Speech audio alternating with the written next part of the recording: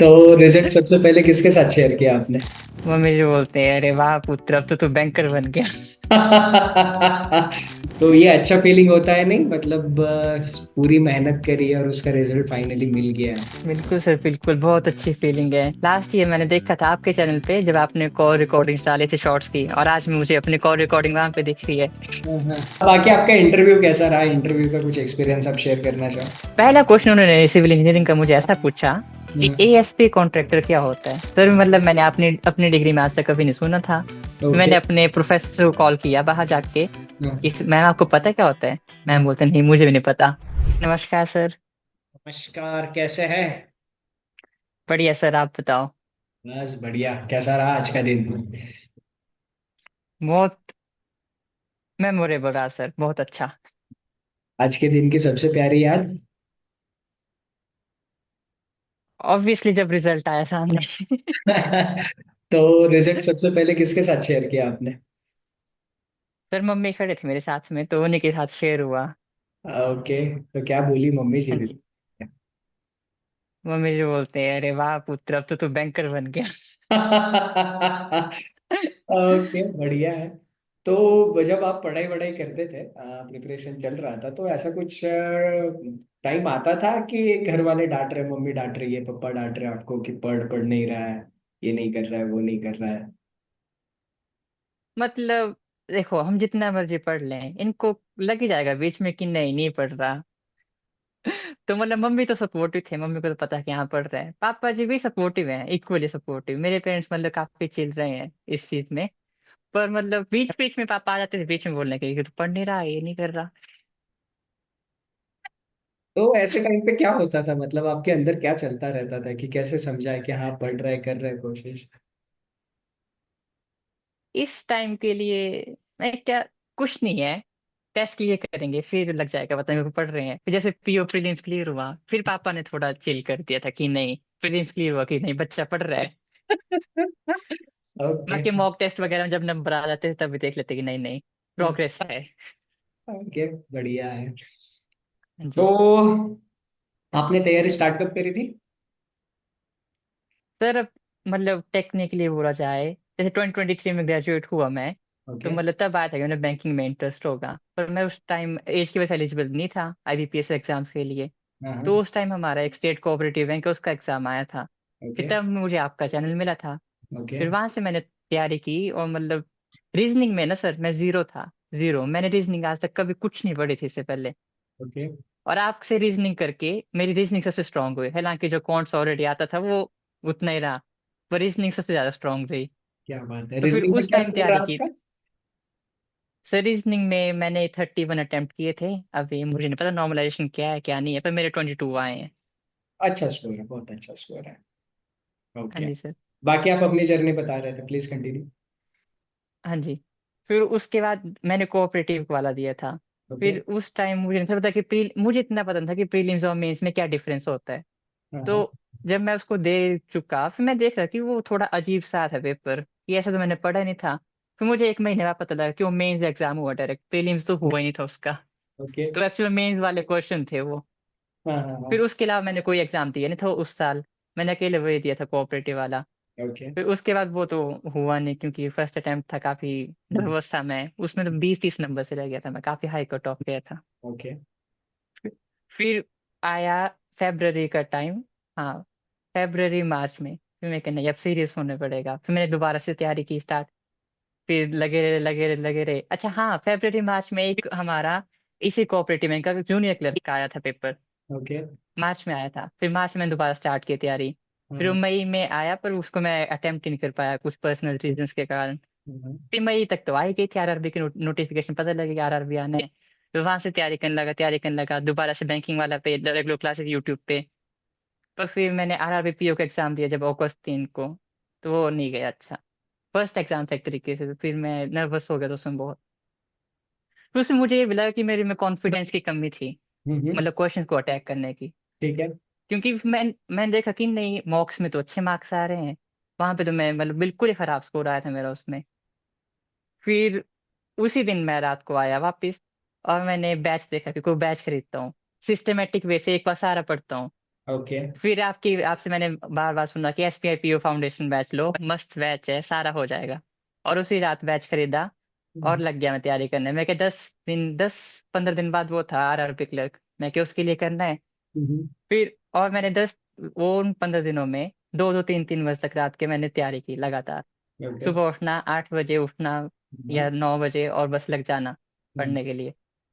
फिर उसके बाद आरआरबी क्लियर हुआ और उसी दिन आपको कॉल आया था, उसी दिन हमारी फर्स्ट टाइम बात हुई थी उसके लिए, एग्जाम प्रीलिम एनालिसिस के एनालिसिस लिए। के लिए। हाँ। हाँ जी। फिर उसमें भी मुझे कॉन्फिडेंस था कि हाँ हो जाएगा। पर मैं उसमें क्वांट्स में शॉर्ट रह गए थे नंबर मेरे, तो मेरा आया था 68-69 स्कोर और कट ऑफ हमारा 74 गया था। फिर मैं क्या, कुछ नहीं है, हो गया कोई बात नहीं, आईबीपीएस क्लियर देंगे, आईबीपीएस क्लियर दिया था।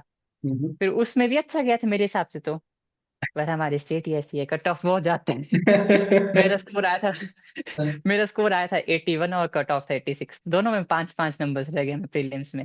ओके। फिर मैं कुछ नहीं है, कोई बात नहीं है, फिर तब मैं लगातार पढ़ते रहा। मैंने कमी देखी कि थोड़ी सी स्पीड में कमी हो रही थी क्लरिकल एग्जाम्स में, कि मैं हाँ। जितना मुझे ट्राई कर लूँ, मतलब मैं 5-6 नंबर शॉर्ट रह ही जा रहा कहीं ना कहीं। हम्म।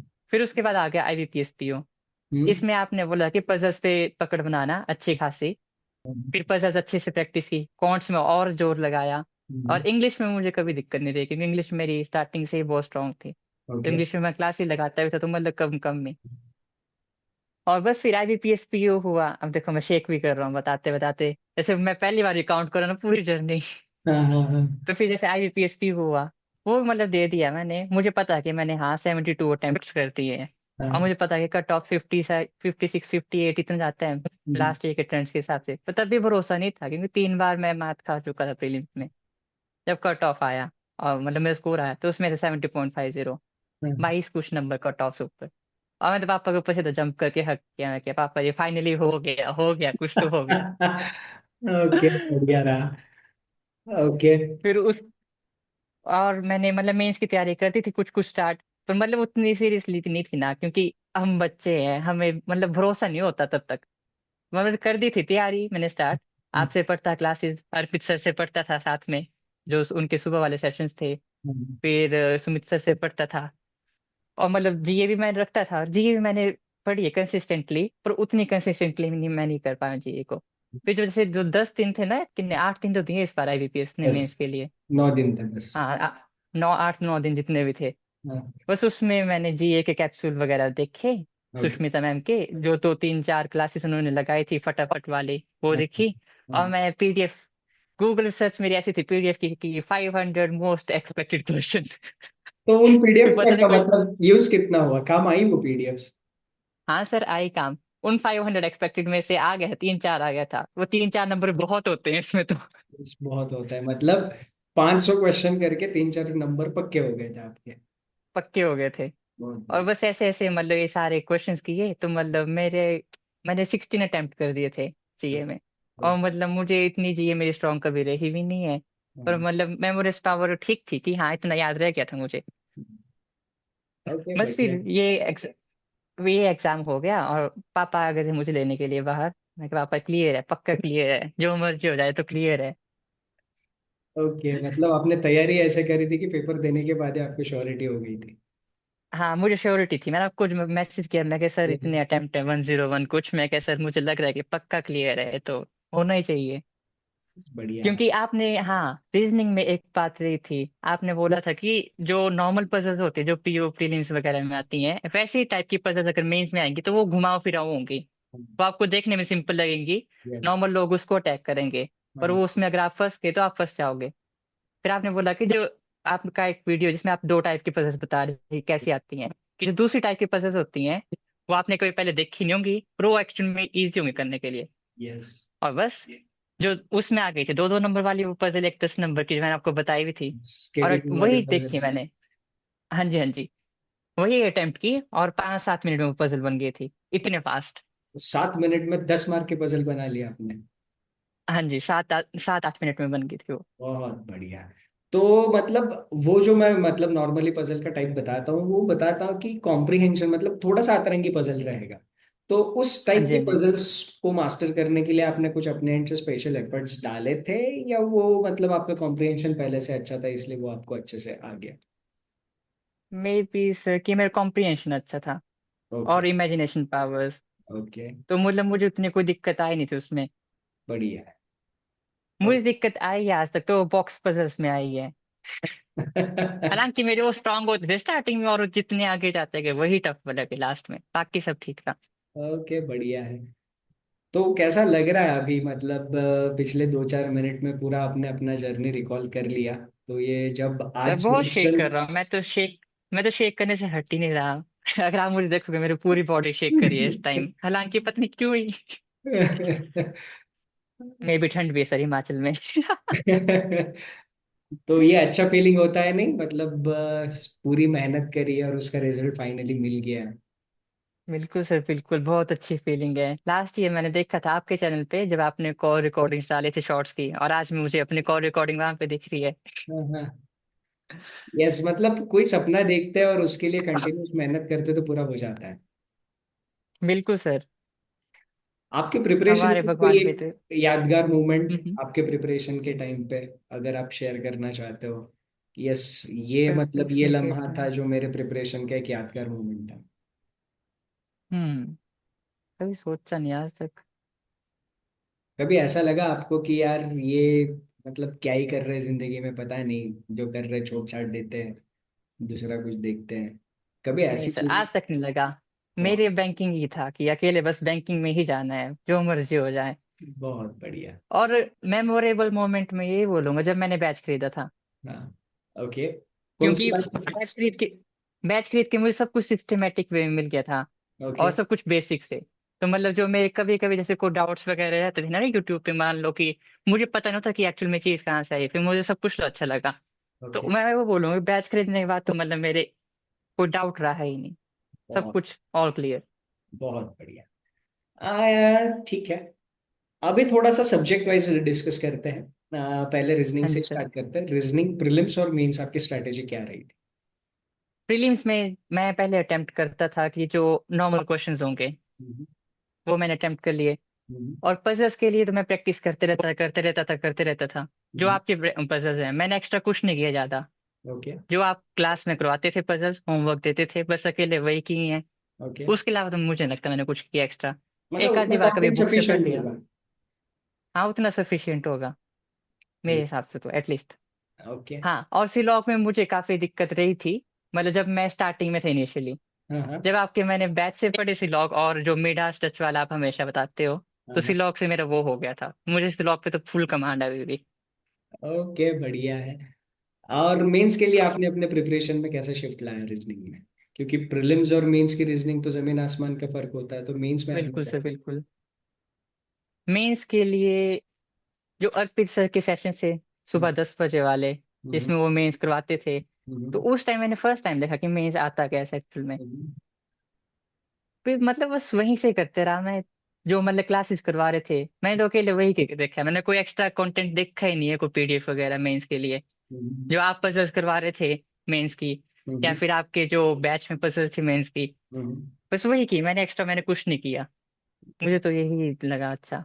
अब वो डिफर करता है कैंडिडेट टू कैंडिडेट कि उसकी अंडरस्टैंडिंग कैसे सब्जेक्ट की यस। रिलेटेड।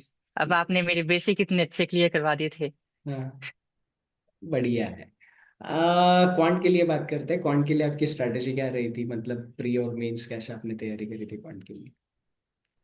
क्वांट में प्री में तो होता है सारा अंडरस्टैंडिंग गेम। जैसे हमारे सुमित सर बोलते हैं कि रेशियो सीख लो, हाँ रेशियो से आपका प्रीलिम्स इजीली हो जाएगा। हाँ। रेशियो से सर मैक्सिमम चीजें बन रही थी। हाँ हाँ। चाहे वो स्पीड एंड बोट हो, स्पीड टाइम डिस्टेंस हो, या फिर रेशियो वाले परसेंटेज वाले चैप्टर हो, हम्म। या फिर कंपाउंड इंटरेस्ट सिंपल इंटरेस्ट हो गया, प्रॉफिट लॉस हो गया, सब रेशियो से चल पड़ता है। हाँ और सर के जो स्क्वेयर सर ने याद करवाए थे कि हाँ। हाँ पहला काम हमारा होता है कि 50 तक स्क्वेयर याद करो। हाँ। तो प्रीलिम्स के लिए तो सर ने जो हमें करवाया था वो बहुत बढ़िया था। वो इसीलिए प्रीलिम्स हो गया। हाँ। फिर मेंस के लिए भी जो मेन सिलेक्शन बैच मिला था, और एक और थे सर हमारे, उनसे मैंने तैयारी की। तो मेंस के लिए मैं ये बोलूंगा, प्रीलिम्स में हम जाते हैं शॉर्टकट्स की तरफ टाइम बचाने के लिए, जल्दी से जल्दी क्वेश्चन हो। और यस। मेंस में वैसे उल्टा है, दोबारा से बेसिक से स्टार्ट करो तभी आपका क्वेश्चन सॉल्व होगा, अगर आपको बेसिक क्लियर होंगे। यस। तो मतलब मेंस में मैंने रखे थे अपने स्ट्रॉन्ग टॉपिक बना लिए थे ओके। कि मुझे क्वाड्रेटिक इक्वेशन करना है, कुछ सीरीज आएगी वो भी सॉल्व करनी है। हम्म, और और अरिथमेटिक और डीआई वगैरह मैंने रखी थी कि मैंने ये सॉल्व करने करने हैं। डीआई भी मैंने सुमित सर की क्लास में काफी पढ़े थे। हम्म, मेंस वाले डीआई घुमाओ फिराओ, हम्म, तो अच्छा रहा। मेंस में मुझे आ गया था सीरीज वाला एक क्वेश्चन, 2 नंबर का 8 नंबर क्वेश्चन मैंने उड़ा दिया था। ओके। बाकी कंपैरिजन वगैरह कर दिया था मैंने मेंस में। और एक डीआई था, इजी सा डीआई था आया था, जो सर आपने शिफ्ट भी दी थी।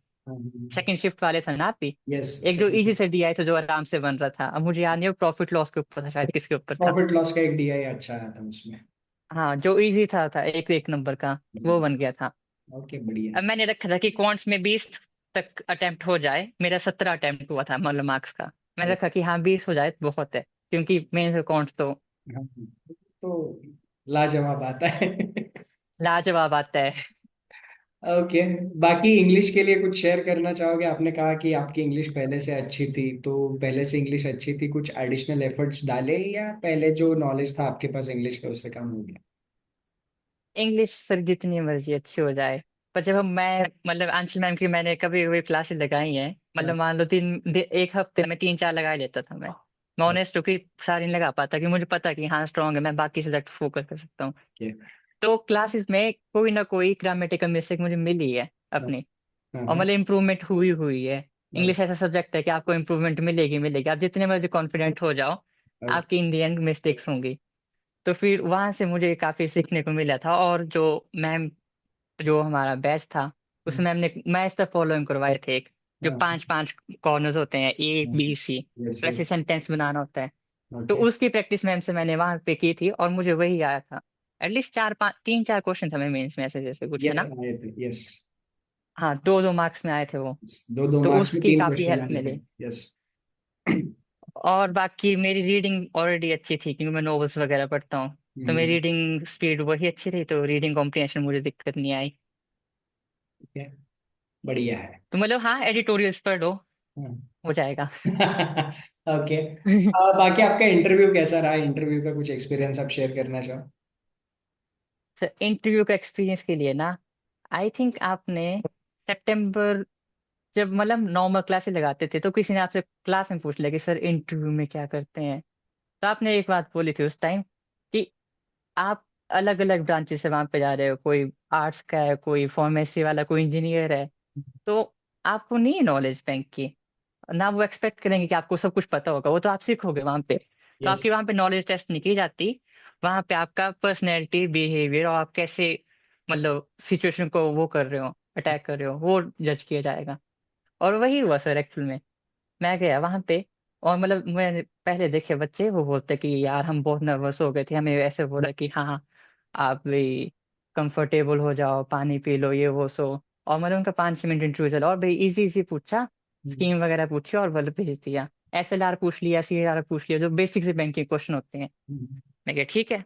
जब मैं गया अंदर, मैं तो गया मतलब बढ़िया, ऐसे शेक नहीं कर रहा था, अच्छा था मैं। तो वहां पे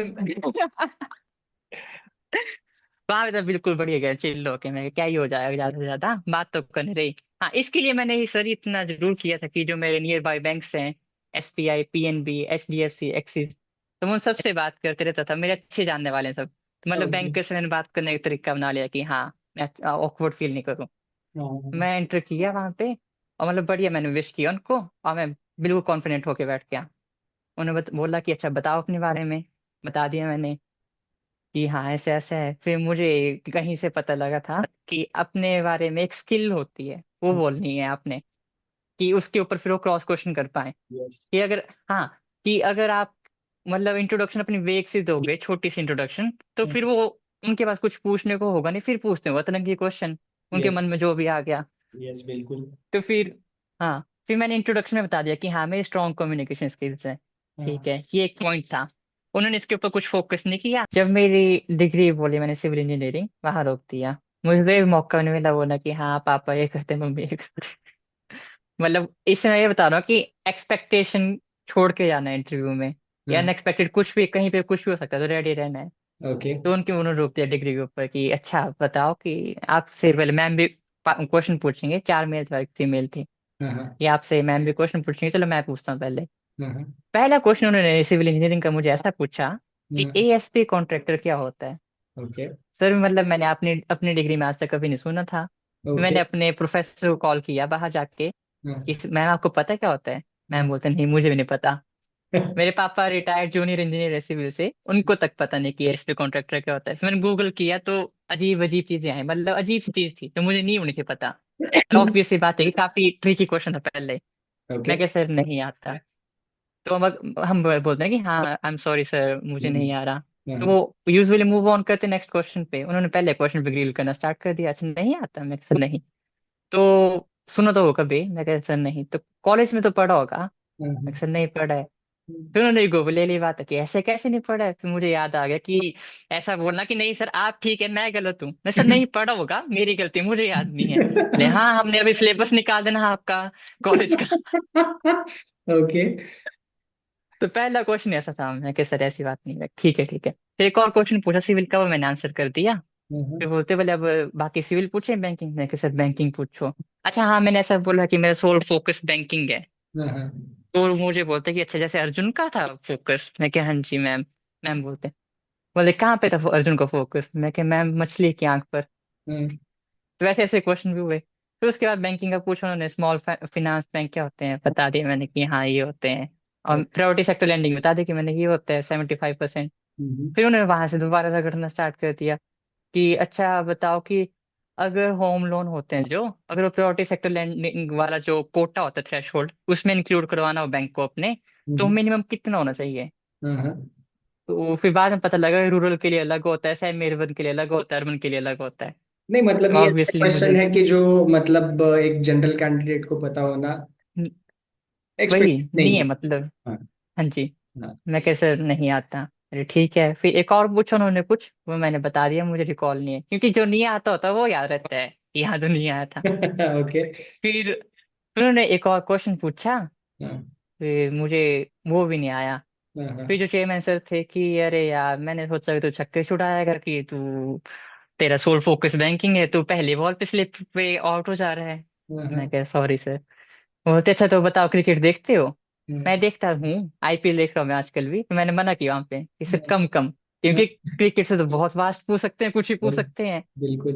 फिर मुझे बाहर आके पता लगा कि जो मैम बैठे थे वहां पे वो नेशनल लगा के आए थे क्रिकेट का। तो जिसने भी क्रिकेट इंटरेस्ट बोल रहा है उसका बहुत बुरा हाल हुआ अंदर। तो ये मतलब आपने एक अच्छा आंसर किया वो। हाँ जी मैंने बोले कम कम। यहाँ ऐसा नहीं, वो तो नहीं देखता हूँ, देखते तो होते हैं कम कम। अच्छा चलो ठीक है तो आप बताओ क्या देखते हो। मैं कैसे Formula 1 F1। पहले अरे वाह वाले जो हम नहीं देखते वो देखते हो। ओके। फिर ये क्रॉस क्वेश्चन डॉज हो गया।